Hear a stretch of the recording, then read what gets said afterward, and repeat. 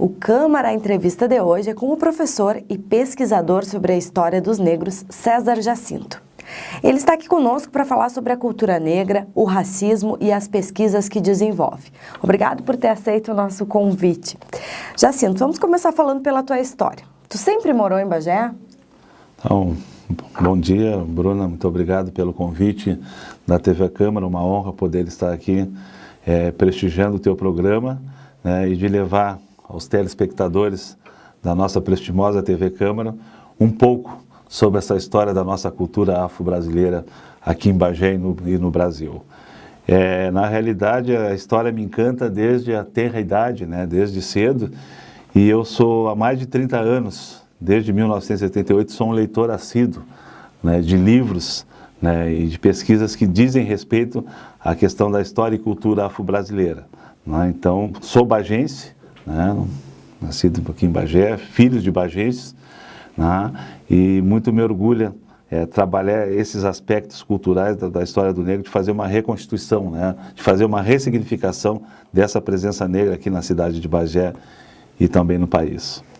Então foi com o tempo assim que tu desenvolveu essa questão, a ideia de pesquisar sobre os negros, sobre a história, sobre a cultura? São dois momentos, né, Bruna? O primeiro momento é o momento do senso comum, né, em que eu comecei a ler livros como dois autores me encantaram muito, dois autores brasileiros, que foi o Arthur Ramos, né, e o Edson Carneiro, que dão conta espetacularmente assim de falar da história e da cultura negra no país, né? Então, e um estrangeiro que foi Roger Bastide, né, que é um francês que esteve no Brasil, morou inclusive na Bahia, residiu na Bahia, e então foram três que me encantaram e que me colocaram neste caminho, né? Depois vieram outras rupturas, enfim, né, diversos momentos em que, a partir dos anos 90, eu me formei técnico químico na Escola Técnica Federal de Pelotas, no início dos anos 90,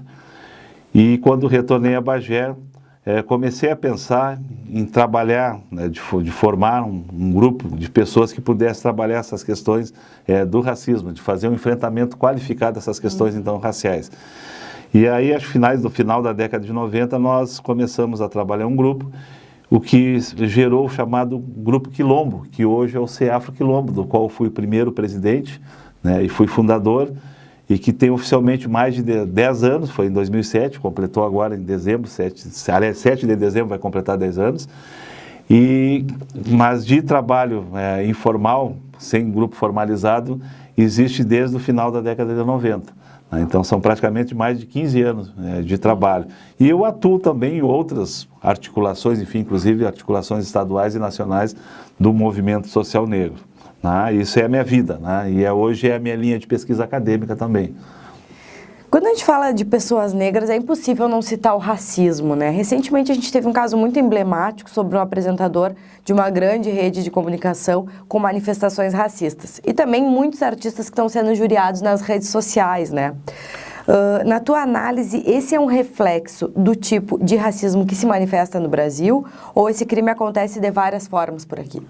Isso é bem típico, né, do racismo cordial brasileiro, né, muito defendido e teorizado pelo professor Kamegele Munanga, que é um teórico que eu utilizo muito, né, em que ele diz que o racismo brasileiro é um racismo cordial, né, que ele chega a imputar ao próprio negro a culpa pelo processo de escravização e também os fatos decorrentes desse processo, né? Então o negro, de vítima, ele passa a ser o seu próprio algoz, né? Dessa forma como é colocado o racismo brasileiro.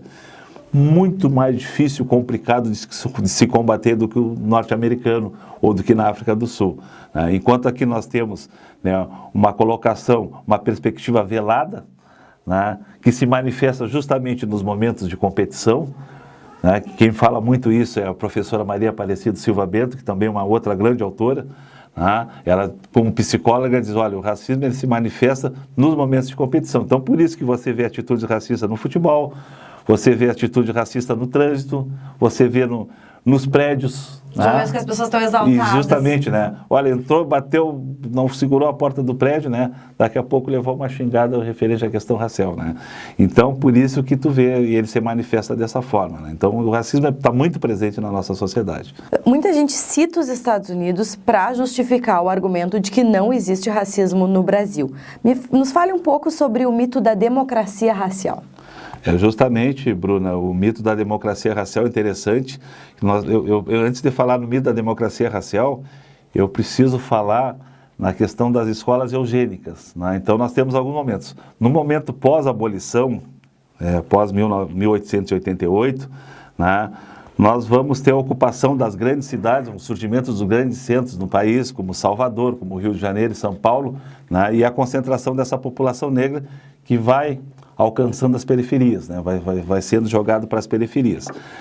E, neste momento, nós temos uma república, né, contraposta ao império, né, que precisa, de uma certa forma, incluir esses negros, né? Porque, na realidade, esse processo hoje mercantilista, globalizante que a gente vive hoje, tu precisa, na realidade, incluir as pessoas que, de alguma forma, depois tu possa utilizar essas pessoas. Tivemos no início da década, principalmente do século XX, a formação das escolas eugênicas, que pregavam a supremacia da raça ariana. Né?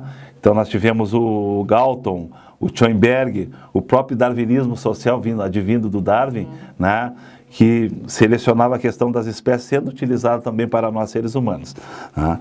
E essa escola eugênica, ela vai ser defendida, por exemplo, pelo Monteiro Lobato, que era um cara que defendia muitas questões das escolas eugênicas, inclusive a Ku Klux Klan, né, norte-americana. E o mito da democracia racial chega no momento depois da primeira leva de imigrantes ao Brasil, europeus, né, com o objetivo de branquear esse país. Né, porque a trazida de europeus era com o intuito dos governos de ocorrer um branqueamento. Né, a população negra iria desaparecer pelas condições de vida difíceis, lúgubres, né, vivendo em lugares lúgubres, sem emprego, sem um salário digno, e a tendência seria desaparecer. Mas essa população foi forte e resiste até hoje, né? Tanto que somos mais de 50%, né, conscientes tentando lutar por um país melhor para todos. E aí o mito da democracia racial é um segundo momento, em que não se procura mais o branqueamento, mas agora sobre essa égide, né, de fazer, nós somos todos iguais, nós somos um país miscigenado, né, um país mais bonito do mundo, mas que, por outro lado, esse país nega o acesso aos lugares privilegiados dessa população negra. Por isso é o mito da democracia racial. Né? Eu falo principalmente naquela perspectiva do sociólogo Boaventura de Souza Santos. Né? Ele diz que temos que buscar a igualdade quando a diferença nos inferioriza. E temos que buscar a diferença, né, quando a igualdade nos descaracteriza. Então é mais ou menos isso. Então nós temos um país que se diz que é igual, de oportunidade para todos, mas a população negra continua, né, ocupando os piores espaços da estratificação social do país. Porque, na verdade, a gente vê muitos casos, estamos em 2017, né, praticamente quase em 2018, onde já deveríamos ter chegado no nível em que a igualdade fosse uma realidade, mas a gente sabe que não é, né? Não é, justamente em função, né, porque o que é o racismo? Né? O racismo, existem os termos, eles têm diferença. Por exemplo, o preconceito, né, é uma concepção pré-concebida que você tem sobre uma pessoa, sobre um grupo de pessoas. Né? Discriminação racial, você está discriminando, né? Você está diferenciando alguém em função da cor da pele, em função do status social, isso é discriminação. Tá? E racismo é uma estrutura de poder, né? Científico, inclusive, né? O racismo, ele é científico. Houveram teorias para formular, para dizer que existia uma raça superior às demais. E o que nós vivemos no país? Nós vivemos uma consequência, né, de um país que sempre viu o negro como inferior, né? E isso está nas atitudes diárias, né? Isso dá reflexo nas empresas, no comércio, nas instituições, porque o nosso racismo é institucionalizado. Né? Então, se o racismo está na sociedade brasileira, né, então ele está nas suas instituições, ele está na escola, né, ele está na imprensa, né, ele está em qualquer setor da sociedade brasileira, né, não há como não. Então nós temos que matar os racistas, assim como a gente mata os machistas diariamente que tem dentro de nós. Né? Tem que fazer esse exercício. Eu vi uma frase esses dias em um programa que eu fiz, alguém falou e me chamou a atenção. Somos preconceituosos em desconstrução, né? A gente tem que se cuidar todos os dias. A gente tem que estar sempre desconstruindo, né, e ressignificando, né, esses aspectos importantes para que a gente possa ter não só um pensamento, mas uma postura positiva em relação a essas questões que prejudicam, né, uma sociedade melhor. Porque o negro ganhando salários inferiores ao branco, principalmente a mulher negra, que chega a ganhar 50% do que ganha o homem branco, dados do Ministério Público do Trabalho, isso é ruim para a sociedade. Claro. E isso tem pesquisas que comprovam que se a população negra, né, tivesse o melhor salário, tivesse melhores condições de vida, o Brasil seria mais desenvolvido. Sem dúvidas. No Brasil, o dia 20 de novembro é o Dia da Consciência Negra, que é celebrado em alusão a Zumbi dos Palmares. Qual é a importância desse personagem para a construção da identidade do negro no país e por que ele é tratado como inimigo da causa por alguns?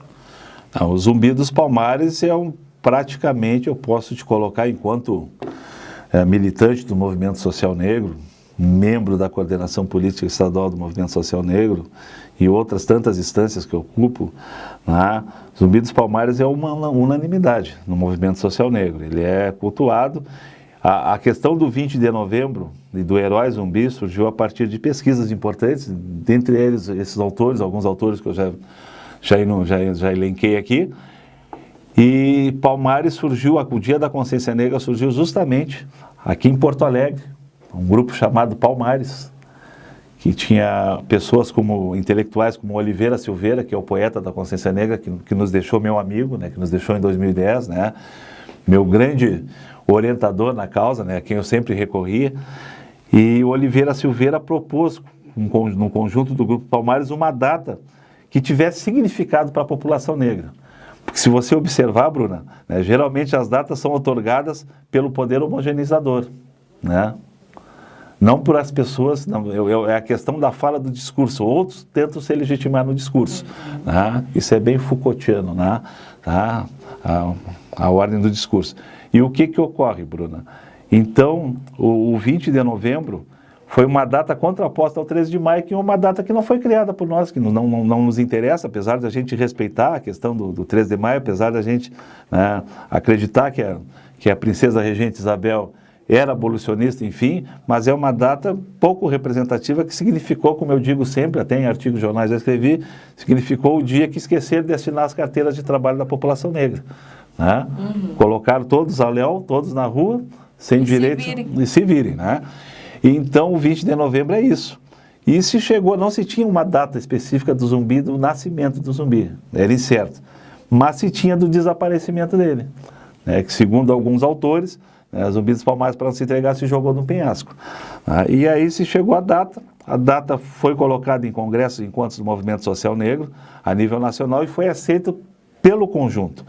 O que ocorre, que a gente tem que ter cuidado, que existe, às vezes, alguns grupos, né, contrários ao interesse da organização da população negra e à luta por esses direitos, né, que ficam, né, tentando afirmar, né, algumas inverdades ou colocar, já que a verdade, segundo Foucault, né, não existe verdade, existem regimes de verdade, né, que são formuladas a partir do interesse, né, de algum grupo de pessoas. Então a gente tem que ter muito cuidado, né, que nem um vereador lá super eleito em São Paulo, negro, que o primeiro projeto dele, né, do Fernando Holliday, foi terminar com o Dia da Consciência Negra. Então a gente enxerga esses absurdos, né, ocorrendo aí. E ele, enquanto negro, tentou, o primeiro projeto dele foi esse, né? Trabalhando uma perspectiva de consciência humana. Mas o que é humano? Humano todos nós somos. A consciência negra é uma perspectiva, né, de tu te empoderar, né, de tu lutar, né, de te organizar em função de uma causa. Né? Isso é a consciência negra. Né? Isso é o que ocorre. Enquanto tantos lutam para dar um passo à frente, outros vêm querendo dar 10 atrás. Eu sempre digo, Bruna, outra pessoa muito caridosa, importante na militância que nos deixou foi a ex-ministra Luísa Baix, gaúcha também, mas fez toda a sua carreira acadêmica, né, toda a sua intelectualidade na Bahia, foi ministra da Igualdade Racial, né, ainda no governo Dilma, e ela dizia nos encontros, conferências, sempre ela dizia, né, olha gente, O racismo aqui no Brasil, ele é algo tão engraçado. À medida que nós avançamos nas lutas, nas conquistas de direitos, nas políticas públicas, ele vem na contramão com uma bactéria, ele cria resistência, né? E se apresenta de uma outra forma. Então, esse é o racismo brasileiro, né? E por que é difícil para a população aceitar o conceito de dívida histórica? Se essa homogeneização da população dominante branca do Brasil aceitar a dívida histórica, nós teremos direito até a reparação, por isso que é difícil também, né? Inclusive, o movimento negro tem inserções de lutar, inclusive, por reparações. Outros povos foram reparados, por exemplo, o povo judeu teve reparação econômica, né, no processo do Holocausto. Então, a gente não conseguimos, inclusive, colocar isso no Estatuto da Igualdade Racial aprovado em 2010. Ficou mais de 10 anos tramitando no Congresso para te ver como é conservador. E acho que se nós tivéssemos um Congresso conservador como hoje está, né, nunca tivemos, dificilmente passaria. Olha que o senador Paim teve que fazer várias costuras, várias articulações ali, né, inclusive com setores mais conservadores do Congresso, né, ele muito habilidoso, para poder que o Estatuto fosse aprovado, não da forma original como nós gostaríamos e que seria, né, para reparar essas questões da população negra, mas foi o que se conseguiu, né? Uhum. E quem questiona as cotas diz que elas reforçam o preconceito, uma vez que colocaria o negro como inferior e que as cotas deveriam ser para os mais pobres, independente da cor. Contudo, estatisticamente é um fato que a população negra compõe a parte mais pobre da sociedade. Sendo assim, as cotas são a saída, talvez não a saída, a solução, mas um dos impulsionadores para chegarmos na igualdade? Sim, as ações afirmativas, né, elas são um mecanismo, né, legal, né, referendado, inclusive pelo Supremo Tribunal Federal, naquele histórico julgamento de 2012, por 11-0, né? Foi quando foi julgado o caso daqueles gêmeos da UNB na Universidade de Brasília, né? E o Supremo referendou 11-0, uma das poucas unanimidades que eu vi até hoje no julgamento do Supremo, tendo como relator o ministro Lewandowski. Eu tenho todo o relatório, eu tenho o voto de todos os ministros lá, fantástico assim o relatório, o embasamento científico dele foi fantástico. O que são as cotas? Nós vivemos numa sociedade extremamente desigual que estão as pesquisas de diversos institutos para comprovar, né? Os negros as mulheres negras, por exemplo, são as que menos têm acesso, por exemplo, as parturientes ao Sistema Único de Saúde, de qualidade, né? A população negra é a que menos permanece na escola, né, em função de todo esse racismo colocado, é a que menos acessa planos de saúde. No mercado de trabalho, um homem negro ganha no máximo 70% do que ganha um homem branco e uma mulher negra 60% ou 50%, né? Então, as desigualdades elas estão presentes aí. E ainda se nós formos em escolas particulares, poucos dos alunos são negros. Escolas particulares, nas universidades, mesmo com as ações afirmativas com as quais nós somos poucos, eu que faço mestrado, por exemplo, né? Nós somos poucos, às vezes tu vai fazer um seminário, já fiz em algumas outras universidades também, mestrado e doutorado em conjunto, às vezes tem uma sala com 60, 70 pessoas e às vezes, infelizmente, tu é o único negro, eu me sinto muito mal, né? Porque nós somos mais de 50% da população.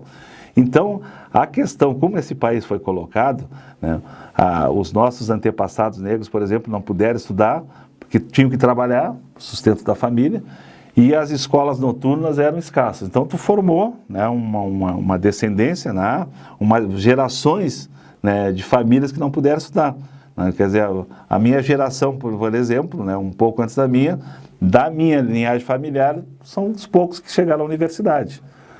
Então, da nossa geração. Então, você vê das dificuldades. E a questão das cotas, né, elas, no máximo que tu pode se colocar, que ela é uma discriminação positiva. Por quê? Porque, na realidade, ela vive corrigir, né, um grande erro do passado. Elas são reparatórias, né, e elas são também reconstituidoras.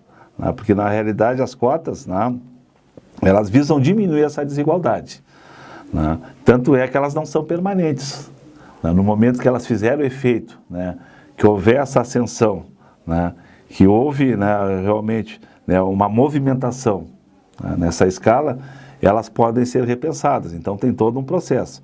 né? Mas nós temos uma grande dificuldade também, principalmente na universidade, que é a manutenção do aluno cotista. As pesquisas, inclusive a professora Georgina Helena aqui da Universidade Federal de Pelotas, que é uma grande pesquisadora também, ela trabalhou no primeiro livro sobre as ações afirmativas, né, os primeiros formandos, os primeiros egressos. Né, e se comprovou que os alunos cotistas, né, eles têm desempenho igual ou superior aos não cotistas, o que comprovou o que nós acreditávamos, que é uma falta de oportunidade. Né? No momento que o negro tem uma oportunidade, né, de se colocar naquele mercado de forma justa, né, com condições, né, sociais e econômicas, ele consegue ter um rendimento. Ele é igual, né? Ou melhor a todos os outros. Ele tem um rendimento, né? Então a gente já tem as primeiras horas. Inclusive agora a gente conseguiu, até é bom divulgar, o Unipampa abriu um processo seletivo, né, para quilombolas e para indígenas aldeados. São 20 vagas, interessante, né? Então nós vamos ter um processo seletivo especificamente para eles, inclusive em cursos extremamente elitistas como o curso de medicina. Né? Vai ter ali uma vaga para um quilombola e uma vaga para indígena. E uma das heranças mais fortes da escravidão no Brasil diz respeito ao trabalho doméstico. A regulamentação aconteceu só em 2015. Quais são outras heranças do período de tráfico de escravos no país que a gente pode apontar? Muito boa pergunta, Bruno. Está de parabéns, né? Muito, muito satisfeito assim, pela qualidade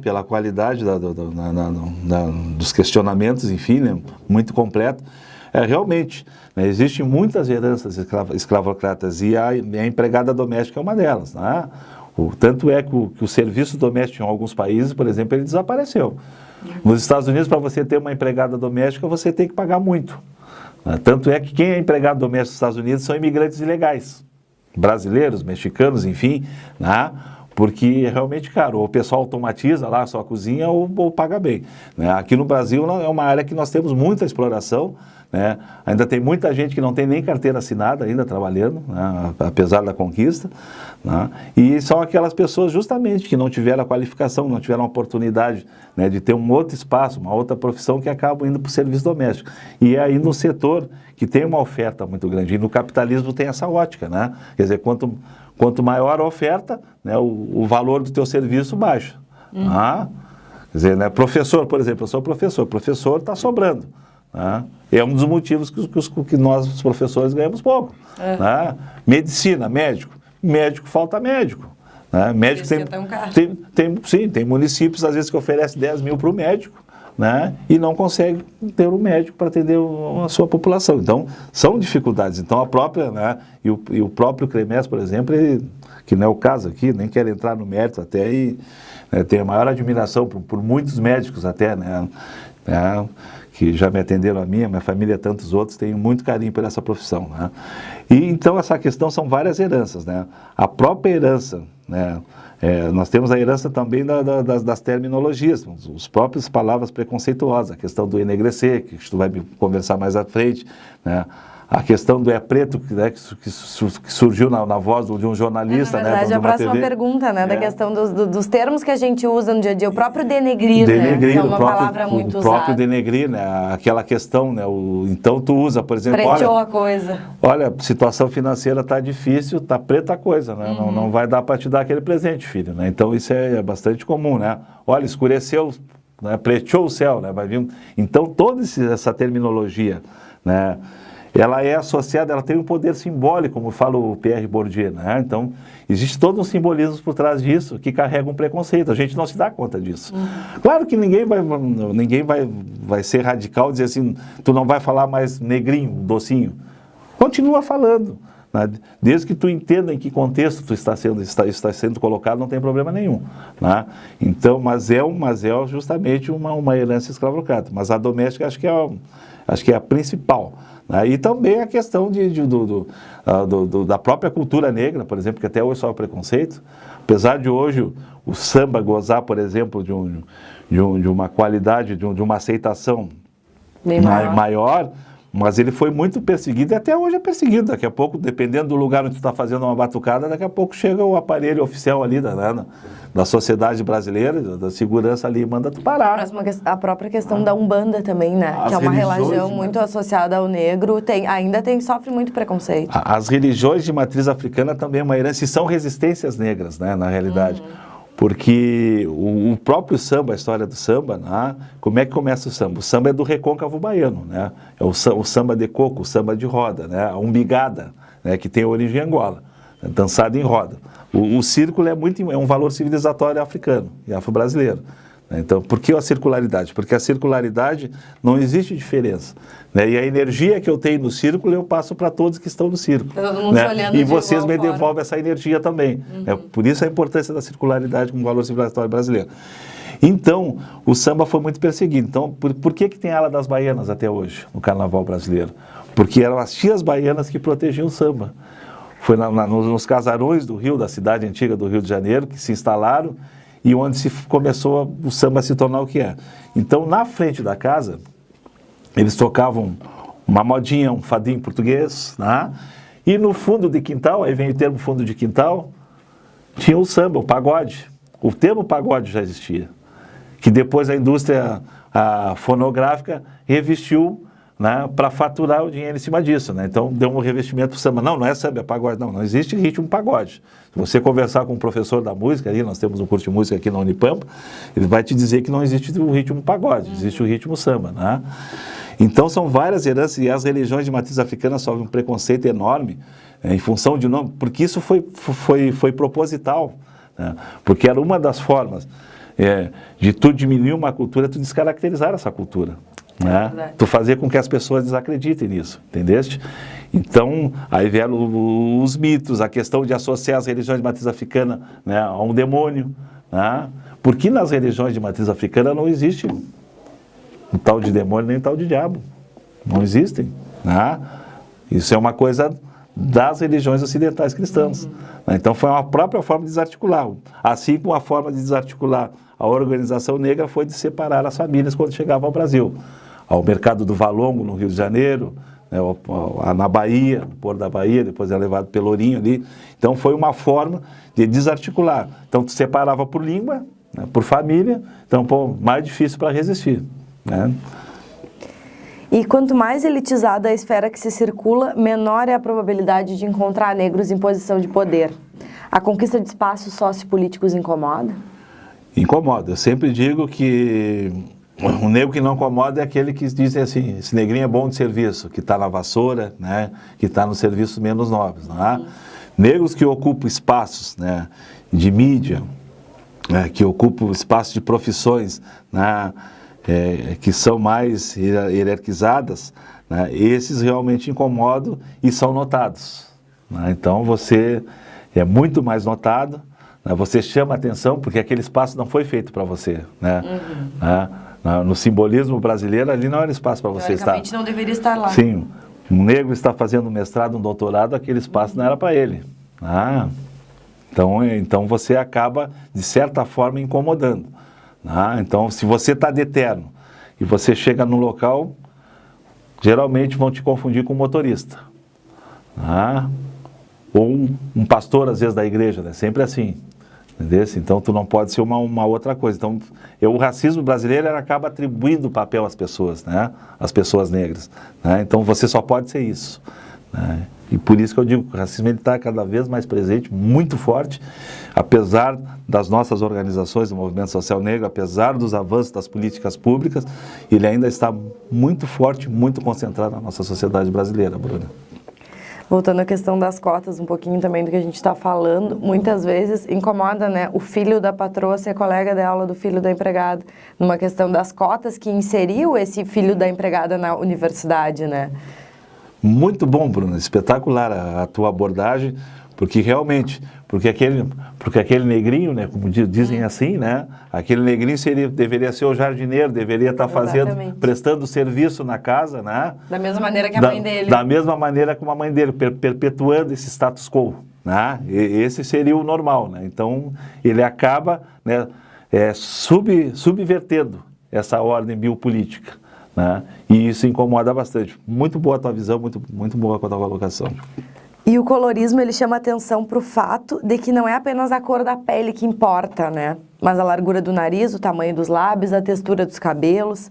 Existe, de fato, um tratamento pior para negros que se aproximam mais das características negroides do que os que apresentam os traços mais africanos? você aí colocou justamente como é que se apresenta o racismo brasileiro, como é que a gente identifica ele. Né? Diferente do norte-americano, no norte-americano existe a chamada gota de sangue. O que é a gota de sangue? A gota de sangue é o seguinte, você pode ser até muito claro, mas a sua bisavó é negra.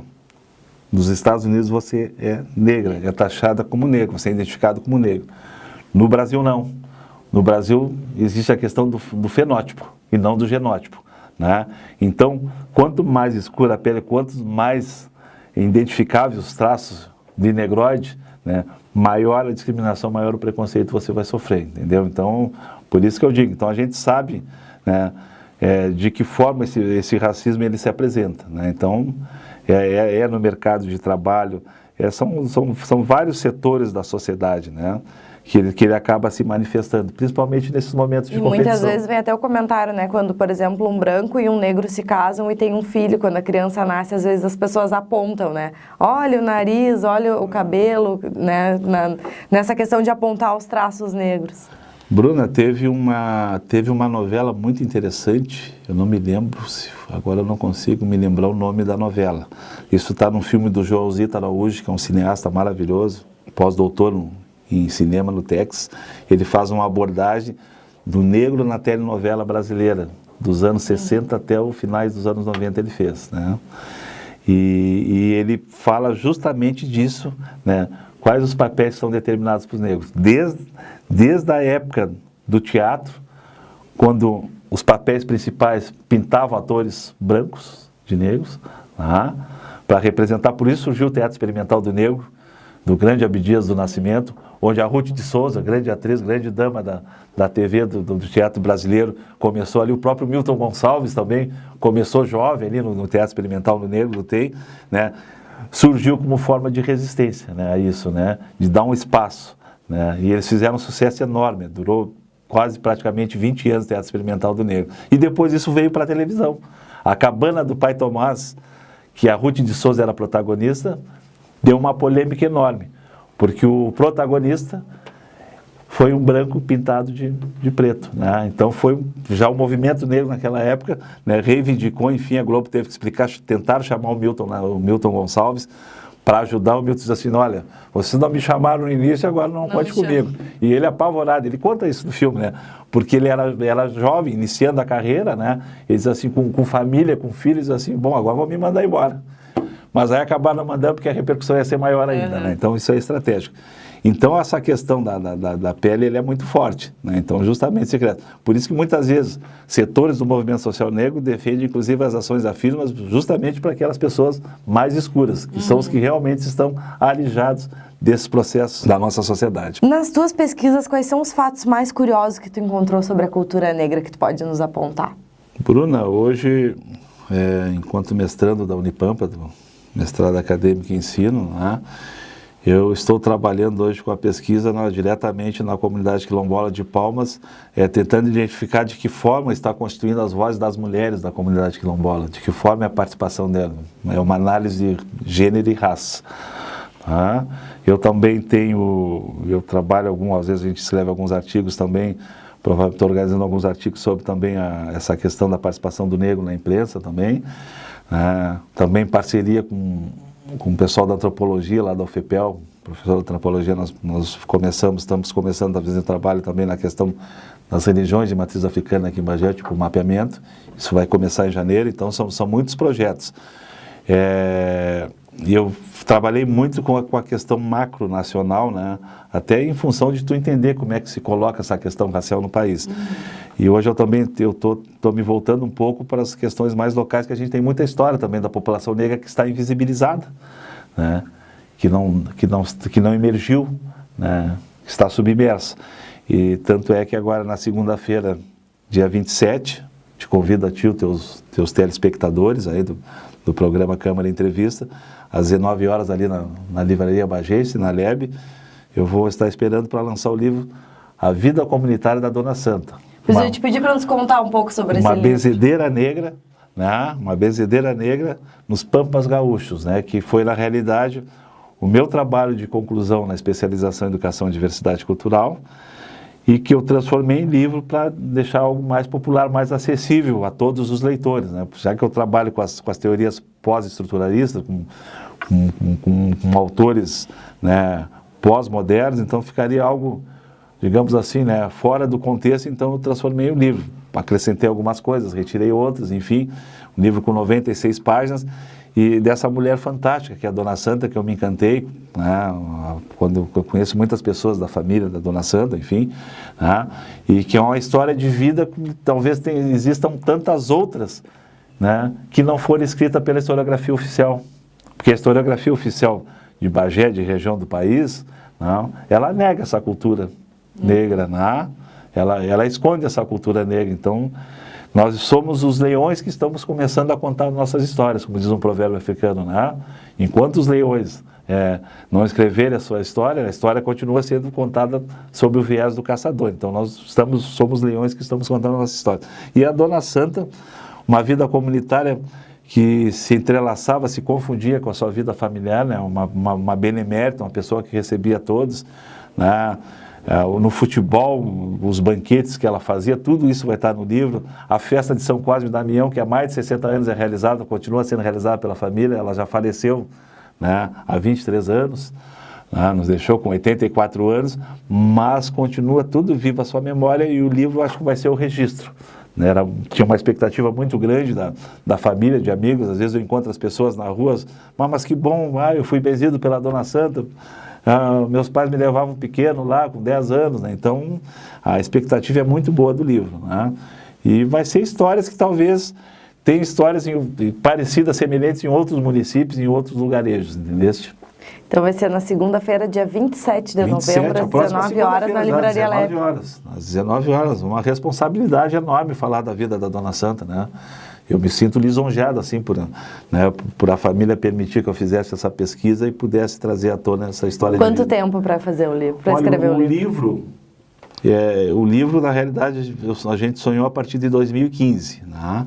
Então, basicamente, para se tornar realidade, 2 anos, né? Então, todo aquele processo de reescrita, né? Porque a gente, na realidade, nós somos transcriadores, né? A professora Sandra Coraza, lá da URGS, que diz, né? A cada vez que a gente lê, que a gente reescreve, a gente está transcriando, né? Está criando algo novo, né? Ou, numa perspectiva do hibridismo cultural, né? A gente está formulando uma nova cultura, né? Não está retirando aquela, mas formulando algo novo. E a Dona Santa, então, foi esses 2 anos, agora está o livro, agora é só o lançamento mesmo, a gente receber as pessoas, enfim, e a gente já tem alguns outros projetos, já temos 2 livros já também, já praticamente prontos para serem lançados em breve também, né? Agora é o professor Jacinto, escritor também, né? É o primeiro livro, que legal, né? Aos 50 anos de idade, né? Já plantou a árvore, já teve já filhos? Já plantei uma árvorezinha, tenho filhos, e agora o livro. Diz que para um homem, né, então, tá ser completo são esses três aspectos, né? Então, eu vou te agradecer, César, por ter participado do nosso programa, por ter aceito o nosso convite, por vir falar de um assunto que é tão relevante, né, para a nossa sociedade, que é bom a gente debater sempre para fazer as pessoas pensarem sobre isso.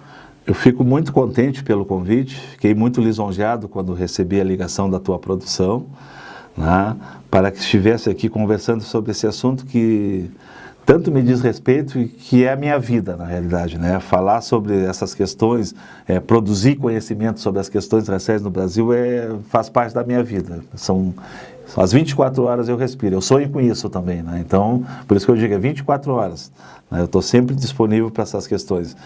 E parabenizar esse espaço, o teu programa, né?